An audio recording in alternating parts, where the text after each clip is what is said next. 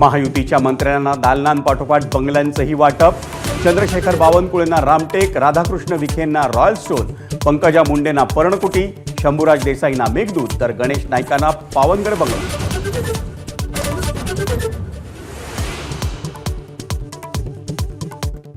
पंतप्रधान आवास योजनेतल्या जाचक अटी हटवणार. केंद्रीय ग्रामविकास मंत्री शिवराज सिंह चौहानांची घोषणा.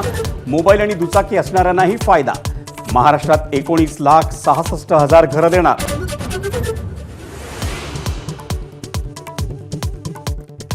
पाचवी आणि आठवी मधल्या सरसकट ढकलगाडीला आता ब्रेक लागणार. फेरपरीक्षेत नापास झाल्यानंतर विद्यार्थ्यांना त्याच इयत्तेत बसावं लागणार. केंद्र सरकारचा मोठा निर्णय.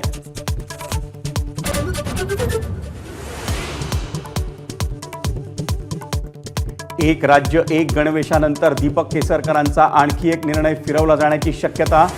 शालेय पुस्तकांना वयांची पानं जोडण्याच्या निर्णयाचा होणार फेरविचार.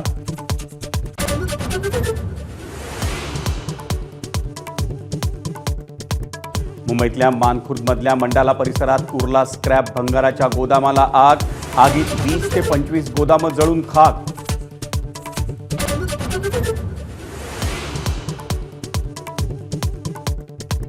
कल्याण पश्चिमेला अमराठी व्यक्तीकडून मराठी कुटुंबावर हल्ला. अल्पवयीन मुलीची छेडछाड केल्याचा जाब विचारल्यानं मारहाण केल्याचा आरोप.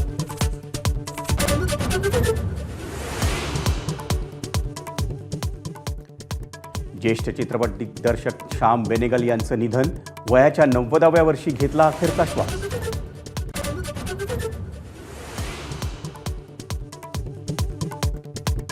माजी क्रिकेटपटू विनोद कांबळी भिवंडीतल्या आकृती रुग्णालयात दाखल. आयसीयूमध्ये उपचार सुरू. प्रकृती स्थिर असल्याची डॉक्टरांची माहिती.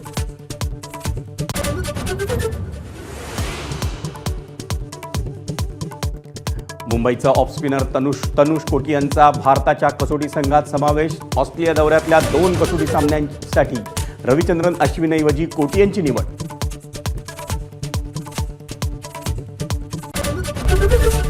एबीपी माझा, उघडा डोळे बघा नीट.